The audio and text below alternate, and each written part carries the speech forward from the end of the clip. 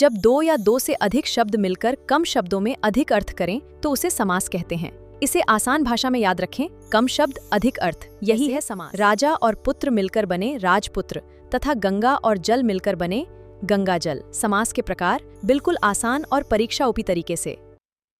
Hello नमस्कार, welcome to अड्डा 24/7। My self आकांक्षा। आज हम हिंदी के ऐसे टॉपिक्स की बात करेंगे जिसमें बच्चा बहुत ज्यादा क्लास होता है, उसको समझ में नहीं आता है, उसके जितने भी डाउट होते हैं एग्जाम में जाते ही वो फ्लैट हो जाता है। क्यों उसके लगते नहीं, पीवाईक्यू भी सॉल्व करता तो वो कर नहीं पाता। ऐसा क्यों? बहुत सारी किताबें पढ़ ली, बहुत सारे हर जगह देख लिया, लेकिन बट समझ में नहीं आता। तो आज की क्लास में हम इस चीज को समझेंगे, समास के बारे में कैसे क्वेश्चंस आते हैं, क्या क्या पूछा जाता है, सब समझेंगे। आज के बाद आपको कहीं और से पढ़ने की जरूरत नहीं होगी। चलिए आज का सेशन स्टार्ट करते हैं बिना देरी किए हुए। पहले हम डिफिनेशन देखेंगे, फिर आपको कैसे इन लाइफ में कैसे इंप्लीमेंट करना इस चीज को भी देखेंगे। जैसे जब हम लाइफ से थोड़े से कनेक्ट करके टॉपिक्स को पढ़ते हैं ना, वो बहुत इजिली हो जाता है, इसलिए टेकल्स हो जाता है। और फिर जो एग्जाम्पल्स देते हैं ना, वो जब आप एग्जाम में बैठते हो ना, एग्जाम में इतना प्रेशर होता है ना, जब वहां पे बैठते हो तो वहां पे ये जो विजुअलाइजेशन होता है यही काम आता है। समास क्या है? पहले तो दो या दो से अधिक शब्दों को मिलकर बनी हुई संक्षिप्त यूं सार्थक शब्द को समास कहते हैं। ये डेफिनेशन से कोई मतलब नहीं, ये डेफिनेशन क्या कह रहा इस पे आप समझ जाइए। मैं एक छोटे से शब्द में बताती हूँ कि समास क्या होता है। समास का मतलब होता है संक्षिप्त में कहना, किसी चीज को थोड़े से ब्रॉड में कहना, बोलना। समझ में आ गई सबको? जैसे राजपुत्र, राजपुत्र, तो इसको आप संक्षिप्त में कैसे करोगे? राजा का पुत्र बोलोगे तो ये संक्षिप्त में हो गया, इसी को हम समास करते हैं। ग्रामवासी, दूसरा मैंने एग्जाम्पल लिया बच्चों, ग्रामवासी, ग्राम का वासी, ठीक है। अब देखो, अब हम एक शब्द में बोलना कि अगर अब कहीं समास आ जाए तो बोल देना संक्षिप्त में बताना, इसी को हम समास कहते हैं। एक दो एग्जाम्पल उन्हें समझा देना जिन्हें समझ में नहीं आता। आई होप, आशा कर रही हूँ कि आप लोग इसको समझ गए होंगे। आगे बढ़ो, ठीक है। चलो अब देखेंगे समास के भेद कितने होते हैं। तो भेद तो नॉर्मली हर किताब में ऐसे ही लिखा रहता है, लेकिन आयोग कैसे क्वेश्चन पूछता है, आयोग का जो देखने का तरीका क्या होता है इस टॉपिक्स को। हर बच्चा कोई भी एग्जाम की तैयारी कर, सारे बच्चे इस टॉपिक्स को पढ़ते हैं, बट एग्जाम में कैसे होता है, आयोग कैसे इस क्वेश्चन से राज करता है, उसको हम देखेंगे। समास के मुख्य तो 6 भेद होते हैं, कहीं कहीं 7 भी दिए, लेकिन 6 ही भेद होते हैं इसके। फर्स्ट वन इज अव्ययभाव समास, एंड सेकेंड वन इज तत्पुरुष समास, थर्ड कर्मधारय समास, फोर्थ द्विगु समास, चौथा द्वंद्व समास एंड बहुब्रीहि समास। अब देखो इसमें कुछ ना, सबसे ज्यादा बच्चा अगर कहीं कंफ्यूज होता है, आप सब कंफ्यूज होते होंगे कि सबसे ज्यादा अव्ययभाव होता है एंड देन बहुब्रीहि होता है। तो हम आज ऐसे ट्रिक्स से बताएंगे ना, आप कभी भी अगर आपको सपने में भी ना आज ही पूछूं ना तो शायद टैकल कर लोगे, ठीक है। चलो, अव्ययभाव में क्या होता है? पहला पद प्रधान होता है। इसका मतलब क्या होता है मैम? पहला पद प्रधान, दूसरा पद प्रधान, तीसरा, जिसमें कुछ ना। तो चलो मैं बताती हूँ। पहला पद प्रधान का मतलब होता है अगर वो पहला वर्ड ना रहे तो उस सेंटेंस में मतलब वो शब्द ही नहीं बनेगा, ठीक है। जैसे राजपुत्र बोला ना, राजपुत्र, अब हम राज को ही बस रिमूव करते हैं, पुत्र रहने दें, तो क्या ये मतलब लग रहा है कुछ बोलने में ऑड नहीं आपको फील हो रही है? ठीक है, चलो। एंड सेकेंड इज तत्पुरुष समास। इसमें ना दूसरा पद प्रधान होता है, पहला नहीं इसमें होता है, इसमें दूसरा होता है। अभी मैं डिटेल्स और अच्छे से बताऊंगी, थोड़े से पहले अभी तो थोड़े से इंट्रोडक्शन दे रही हूँ। एंड थर्ड क्या होता है? कर्मधारय समास में इसमें विशेषण और विशेष की बहुत ज्यादा, जैसे लाल गुलाब, तो लाल क्या है? यहाँ पे विशेषण है, गुलाब क्या है? उसकी विशेषता बता रही है, यानी गुलाब कैसा है? वो लाल है। तो कर्मधारय में ऐसे ही आता है, ठीक है। एंड देखो द्विगु समास जहां पे आ जाए ना, वहां पे काउंटिंग शुरू कर देना, वहां पे नंबर्स आते हैं, जैसे 1 2 3 4, जितने भी कुछ भी गिन सकते हो, जो चीज आप गिन सकते हो वो द्विगु समास होती है। ये बहुत ईजी होता है।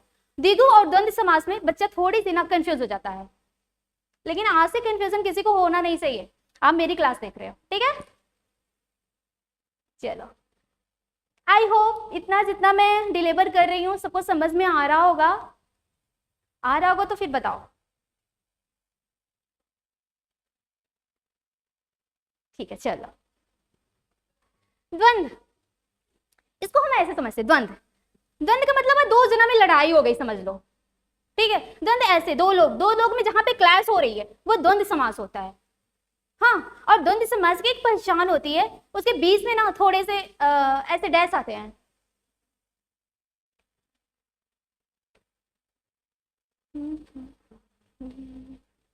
ऐसे ये डैश आती है, जैसे दाल और रोटी, दाल रोटी तो लिखोगे ना तो थोड़ी सी अजीब लगेगी, लेकिन दाल और रोटी ऐसे लिखोगे ना,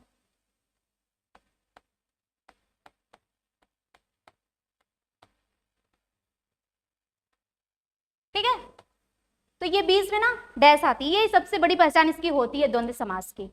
हाँ समझ में आ गई।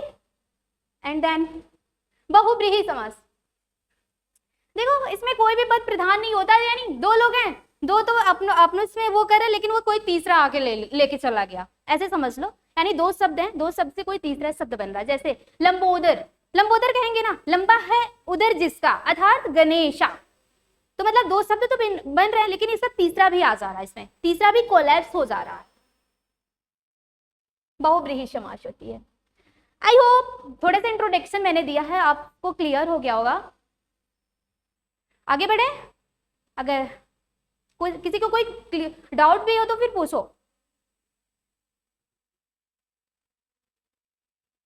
ठीक, यानी सबको समझ में आ गई। चलो अब हम, अभी तो इंट्रोडक्शन दिया ना, अभी तो कमरा दिखाया, लेकिन अब उस कमरे के अंदर है क्या, अब उस चीज को डिटेल्स जानेंगे। जैसे ये हमारी स्टूडियो है, इस स्टूडियो में क्या है, चेयर्स हैं, लाइट, हाँ ये सब चीजें। ऐसे अभी हम आपको समाज के थोड़े सा इंट्रोडक्शन दिया है, बट अब इंट्रोडक्शन नहीं, अब इसको ब्रेव में समझो, तभी तो आप क्वेश्चन को फंसाओगे, नहीं तो पता चला आप ही को फंसा देगा। चलो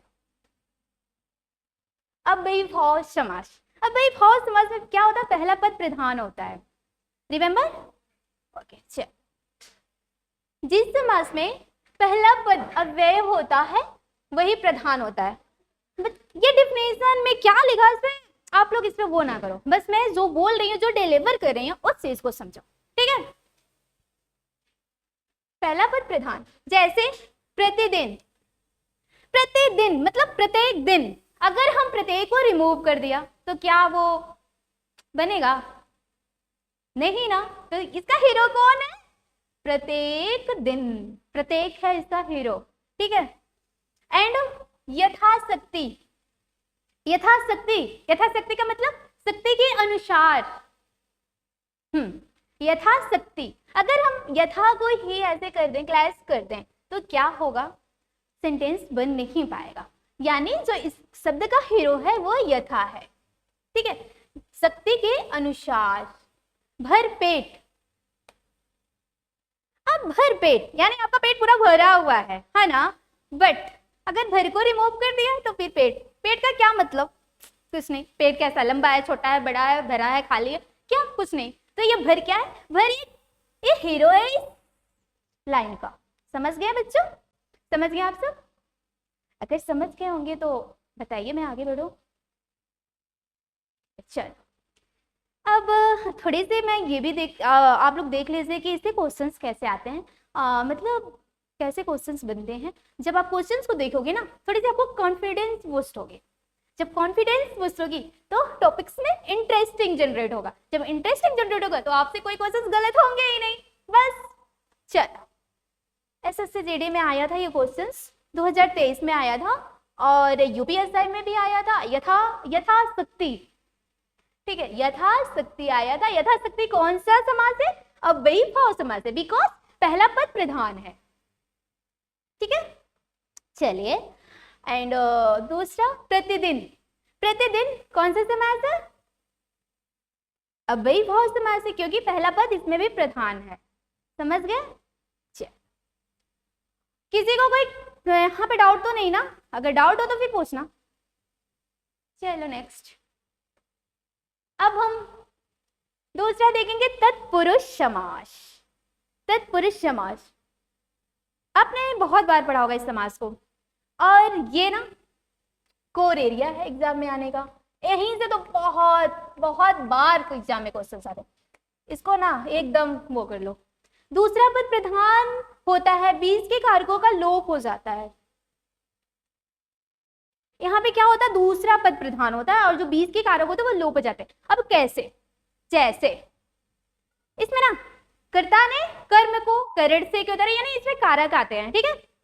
अब देखिए, कर्म को स्वर्ग प्राप्त, स्वर्ग प्राप्त, स्वर्ग को प्राप्त, बीच में क्या आ रहा, को आ रहा है, तो ये कौन सा समास हो गया, तत्पुरुष समास, यानी इसमें कारक का प्रतिलोप हो रहा है।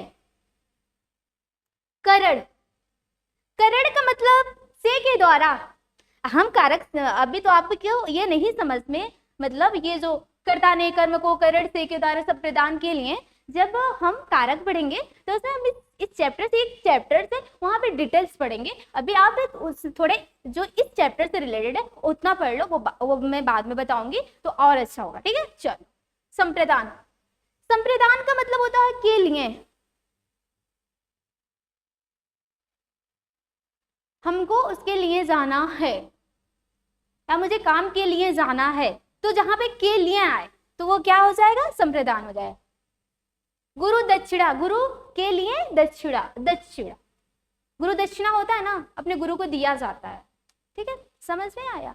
अपदान, से अलग, जैसे पत्ता, पेड़ से पत्ता गिरा, तो पेड़ से गिरा ना, तो क्या उससे अलग हो रहा है, उससे सेपरेट हो रहा है, तो क्या बोलेंगे, पेड़ से पत्ता गिरा, ये क्या हो गया, अपदान कारक हो गया। एंड सेकंड, संबंध, संबंध में क्या, का, की, के, रा, री, रे, सब कुछ आ जाता है, वो संबंध होता है। संबंध में राजपुत्र, राजपुत्र का मतलब राजा का पुत्र, इसमें का लोप हो रहा है ना, जब का लोप हो रहा है तो ये कौन सा समास हो गया, तत्पुरुष समास हो गया। और तत्पुरुष समास में कौन सा हो गया, संबंध बता रहा है। आई होप क्लियर हो गया होगा आप सबको, ठीक है। चलो, अधिकरण, अधिकरण मतलब में पर होता है, क्या होता है, में पर होता है, जैसे वनवास,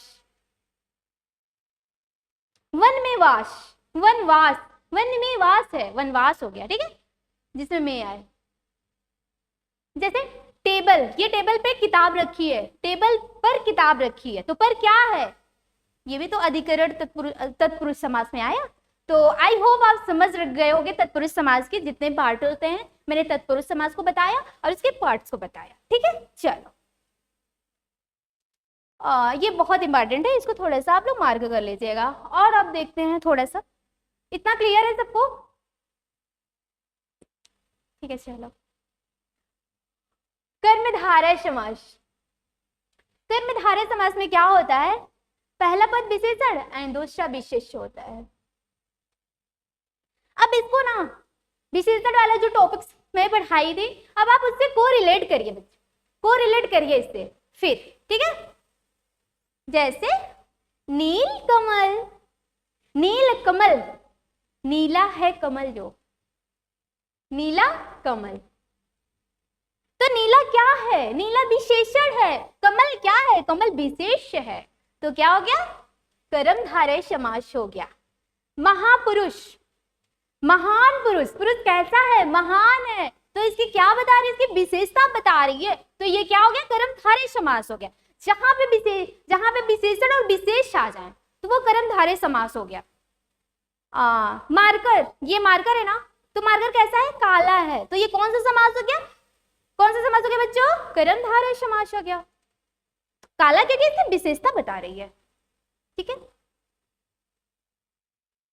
ठीक है, और फिर इसमें ये ट्रिक्स था, जो जैसा वही बताया जाए, मतलब जो जैसा है वैसे बताया जाएगा। ये मार्कर कैसा है, दिख रही है, ये मार्कर कैसा है, काला है ना, तो काला क्या है, काला इसकी विशेषता है ना, ही ये ब्लू तो नहीं ना, ब्लू तो किसी को नहीं ना दिख रही है, ब्लैक ही है ना, तो ब्लैक है, इसकी विशेषता बता रही है, मतलब जो जैसा है ना वैसे ही बताया जा रहा है, उसमें कोई चेंज नहीं करेंगे, ठीक है। चलो, अब देखो थोड़ी सी हिंदी आई थी, टीजीटी में आया था ये क्वेश्चंस। महान पुरुष, महान पुरुष, पुरुष की क्या विशेषता क्या है उसकी, वो कि महान है। गंदा लड़का, गंदा लड़का अगर हम बोले तो गंदा क्या है, वो उसकी लड़का कैसा है, गंदा है, गंदा उसकी विशेषण है, जो विशेषता है कि वो गंदा है। अच्छा लड़का, अच्छा क्या है यहाँ पे, विशेषण है, जो उसकी विशेषता की वो अच्छा लड़का है, वो स्मार्ट है, ठीक है। समझ लोगे, समझ में आ गया सबको, ठीक है। चलते आगे बढ़ते हैं। इसमें कोई डाउट तो नहीं है किसी को? जहां पे विशेषण और विशेषण वो कर्मधारय हो गया। चलो आप देखो द्विगु समास। द्विगु समास में जिस समास का पहला पद संख्यावाचक हो, इसमें आप लोग डिफिनेशन पे मत जाना, इसमें बस इतना याद करना जहां पे संख्या का बोध हो वो अधिकवाचक समास होता है। ठीक है, द्विगु समास होता है, बस द्विगु समास लिख लो। देखो अब इस फिगर से आप लोग क्या समझ रहे हो, जो ये फिगर है यहाँ पे देखो कितने लोग हैं, 1 2 3 4 5 6 7 8 9। 9 क्या है, ये जो 9 लोग हैं या फिर 7 तो ही है, यहाँ पे तो ये ऋषि बस को काउंट किया तब ये 7 लिखा, तो 7 ऋषि को यहाँ पे काउंट किया जस्ट लाइक 7 लिखा है तब। ठीक है, बस लड़कों को नहीं लिया है। तो जहां पे संख्या का बोध हो, यहाँ पे जहाँ पे संख्या आ जाए वो कौन सा समास होता है, द्विगु समास होता है। चलो समझ में आ गई थोड़ी सी ना, इसको डेकल से समझो, मेमोरी ट्रिक्स बनाओ। अच्छा हाँ, द्विगु समास, संख्या, मैंने संख्या बताया था तो ये द्विगु समास हो गया, कंफ्यूज कभी होगा ही नहीं, हो गए। अब जब जहां पे द्विगु समास आएगा ना, ये विजुअल आप एक बार कर लेना, ये क्लास की विजुअलाइजेशन आपके एग्जाम में बहुत हेल्प करेगी। ये ऐसे थोड़ी ना कोई लगाता है, आपको इसलिए लगाया जाता है ताकि आपको विजुअल हो। अगर आप हमारी लेक्चर्स को भी भूल जा रहे हो, लेकिन इस चीज को, ह्यूमन बींग्स का माइंड ऐसे होता है, वो विजुअलाइजेशन पे ज्यादा काम करता है, वो रट नहीं पाता, लेकिन अगर कोई चीज देख लेता है ना तो उसे बहुत ज्यादा याद होता है। ठीक है, ह्यूमन पावर्स ऐसा होता है। चलो अब देखो क्वेश्चंस भी यहाँ से आए हैं, एंड एसएससी जीडी में आया था, यूपीपीएसएस में आया था, और जैसे सप्तऋषि। अब सप्त मतलब 7, यहाँ पे सप्त मतलब 7 हो रहा, 7 ऋषि का बोध हो रही है। त्रिलोकी, 3 लोक का, तीन आ रही है ना, तो क्या हो गया, ये कौन सा समास हो गया, द्विगु समास हो गए। चलो समझ में आ गई, जहां पे संख्या का बोध हो बस नॉर्मली द्विगु समास होता है। हाँ वो संख्या ना ऐसे नहीं कि 2 2 ऐसे नहीं, वो संस्कृत में थोड़ा सा देंगे, जैसे सप्त क्या, ये संस्कृत वर्ड है, ऐसे 7 नहीं लिखा रहेगा। ठीक है, तो आप जैसे प्रथमा द्वितीय तृतीय चौथा ऐसे जो संस्कृत के शब्द होते हैं, थोड़ा सा आपको याद करना पड़ेगा यहाँ पे, तो ये आसान हो जाएगा। चलो अब देखो द्वंद्व समास। द्वंद्व मतलब लड़ाई, दो क्लैश जहां होते हैं, जहां पे 2 लोग क्लैश हो रहे हैं, द्वंद्व समास होता है। जैसे तो मतलब ये नहीं, जैसे राम और रावण की लड़ाई हुई थी, या फिर किसी और की, जहां पे 2 लोग की लड़ाई होती है, वो द्वंद्व समास, आप लोग ऐसे क्लैश करो। ठीक है, अब देखो ये इमेज से क्या, ये भी तैयारी कर रहा है, ये भी तो एक कंपटीटर है और ये भी कंपटीटर है, ये मैम भी है, ये सर भी है। अब दोनों में क्या है, दोनों में एक वो ही तो क्लास ही तो है कि कौन विनर होगा। तो फिर द्वंद्व समास, जैसे माता और पिता, मतलब ये वो उसके बिना वो अधूरा, जैसे माता के बाद पिता बोलना जरूरी है। हाँ राम सीता, राम के पास सीता आएगा, उसके बिना वो अधूरा रहता है, तो वो द्वंद्व समास हो जाता है। ठीक है, चलो अब देखो आरो यारो में क्वेश्चंस भी यहाँ से आए थे। दुख, सुख और दुख, द्वंद्व समास। आप दुख और सुख, दुख और पीड़ा ऐसे नहीं ना लिखते, हमेशा सुख दुख, हाँ खुश सैड, हैप्पी सैड, ऐसे मतलब जो थोड़े से ना, उसके बिना वो वर्ड नहीं चल सकता, वही आता है इसमें द्वंद्व समास। ठीक है, चलो समझ गए होगे ना, आप सब समझ गए होंगे, हमारी जितनी भी मैंने जितना यहाँ पे बताया आप सबको समझ में आ रही है। ठीक है, चलो आगे बढ़े। बहुब्रीहि समास, इसमें क्या होता है ना, बहुब्रीहि समास में जिसमें कोई भी पद प्रधान नहीं होता है, मैंने इसका मतलब क्या होता, प्रधान नहीं होता मतलब कोई भी इसमें प्रधान नहीं होता है, बल्कि किसी तीसरे विशेष व्यक्ति वस्तु का बोध होता है। जैसे 2 लोग हैं और 2 शब्द है, 2 शब्द से कोई तीसरा शब्द। ठीक है, जैसे देखो दशानन, दशानन का मतलब जिसके 10 सिर हो, अर्थात रावण, यानी ये तीसरा ले गया। लंबोदर, लंबा है उधर जिसका, अर्थात गणेशा। समझ गए, आप सब समझ गए ना। तो मतलब दो लोग से पूछना होगा, वहां पे तीसरा बंदा आएगा, तो तीसरा, ठीक है। चलो अब देखो, नीलकंठ, नीला है कंठ जिसका, अर्थात शिव भगवान जो होते हैं, ठीक है। समझ में आ गई? मतलब उनको बोल रहे हैं तो थोड़ी सी उनका कुछ अलग उच्चारण भी हो जा रहा है। अब देखो, अर्थ किसी तीसरे व्यक्ति पर जाए, तीसरा व्यक्ति इसमें मतलब दो के बाद तीसरा कोई आए, समझ है। लंबोदर, लंबा है उदर जिसका, आधार गणेश, समझ गए। नीलकंठ, नीलाकंठ, बहुब्रीहि समास, तीसरा अर्थ निकले।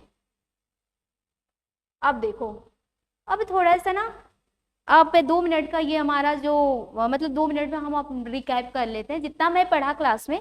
क्या आप सबको आप लोग आंखें बंद करके इस क्लास को ना 2 मिनट आप रिकैप करो, या फिर मैं रिकैप करवाती हूँ, सुनो, ठीक है। ध्यान से सुनना, और जितना मैंने इतने देर से लेक्चर लिया वो अभी 2 मिनट में ही रिकैप हो जाएगा, और कभी भी क्वेश्चंस गलत नहीं होंगे। चलो, जैसे नीलकमल, तो नीलकमल क्या है? क्रमधारय, सिर्फ रंग की विशेषता बता रहा है। कमल कैसा है? कमल कैसा है? नीला है। कमल लाल है, कमल पीला है, ये नहीं ना, नील कमल यानी कमल नीला है, तो उसकी नीला कमल की विशेषता क्या है कि वो नीला है, वो कर्मधारय, ठीक है। चलो, नीलकंठ, कंठ कैसा है? कंठ कैसा? नीला है, तो यानी 2 शब्द मिलकर तीसरा बनना है, वो क्या हो गया? बहुब्रीहि समास हो गया। अब देखो, राजपुत्र, राजपुत्र, राजा का पुत्र, यहाँ पे का लोभ हो रहा, तो ये क्या होगा? तत्पुरुष समास होगा। माता पिता, माता और पिता, मैं बोला था ना कि इसके बीच में अगर आपको कुछ नहीं आ रही है तो देखना एक डैश छोटा सा आता है, वो कौन सा समास हो जाएगा बताओ? द्वंद्व या फिर द्विगु? द्वंद्व समास हो जाएगा, ठीक है। और द्विगु समास का, द्विगु समास में क्या होता है? इसमें नंबरिंग आती है मैम, अब तो मुझे याद हो गई, अब मुझे रटने की जरूरत नहीं है, ठीक है। चलो, प्रतिदिन, प्रतिदिन, अगर इसमें कौन सा शब्द हीरो है? प्रति, अगर प्रति को रिमूव कर दें तो फिर ये शब्द ही नहीं रह जाएगा, यानी इसका पहला पद क्या होता है? हीरो होता है, ठीक है। आई होप समझ में आ गई होगी सबको, जितने भी हमारे यहाँ पे साथी बैठे हैं सबको समझ में आ गई होगी, और ये भी सबको समझ में आ गई होगी कि आयोग जो क्वेश्चंस पूछता है वो कैसा उसकी नजरिया होती है ये टॉपिक्स को देखने का। ये टॉपिक्स तो हम लोग जब क्लास 6, 7 में थे, 8th में थे, 9th में थे, 10th, 11th, 12th में हर जगह पढ़ा है, फिर ये क्यों कॉम्पिटिटिव एग्जाम में आ जाता है? इसका रीजंस क्या है? तो फिर पढ़ने से नहीं होता है, जब उस जो पढ़ते हैं, जो ज्ञान लेते हैं ना, जब उसका कहीं अच्छे उपयोग कर लोगे ना, वो बेस्ट होती है। जैसे मेरी क्लास में जो ज्ञान आपको मिला, जो आप सबकी डाउट्स क्लियर हो गए, तो अब क्या, अब फ्रूटफुल अब कैसे होगा? जब आप एग्जाम में बैठोगे ना, जब क्वेश्चंस आप कर ले जाओगे ना, तो सबसे ज्यादा हैप्पीनेस फील होगी कि हाँ मैम का मैंने क्लास लिया था और फिर ये क्वेश्चन के लिए, तो उस समय आप ना बहुत अपने आप को, क्या मैं बोलूँ, कितना अच्छा महसूस करोगे, कितना गुड फील करोगे कि ये तो टॉपिक्स, तो अब ये टॉपिक्स आए ना, तो फिर ये इससे तो क्वेश्चन में छोड़ना ही नहीं है, मेरे को करके रहना है, ऐसे कितनी कॉन्फिडेंट होनी चाहिए। और मैं ये प्रॉमिस करती हूँ, हिंदी में अगर 40 क्वेश्चन आ रहे हैं ना, 40 से 40 करके आओगे, अगर आप सिली मिस्टेक नहीं किए एग्जाम में, तो ये मेरा वादा है। हिंदी में तो मैं अपने हर बच्चे को, या फिर वो 0 से हो, फिर बिगनर हो, या फिर वो बहुत बार पढ़ा हो, बहुत एग्जाम में कुछ भी किया हो, लेकिन हम सारे बच्चों को, मेरी क्लास के हम सारे बच्चों को हर टॉपिक को हीरो बना देंगे। कोई भी क्वेश्चन हो, कोई भी हो, कोई भी एग्जाम हो, जहां पे हिंदी आती है ना, आप वहां पे उस क्वेश्चन को आप इजी टैकल कर लोगे, ये मेरा प्रॉमिस है आप सबसे। चलो, ये वही है। आई होप सेशंस समझ में आया होगा। फिर मिलते हैं नेक्स्ट वीडियो में, तब तक के लिए टेक केयर, लव यू।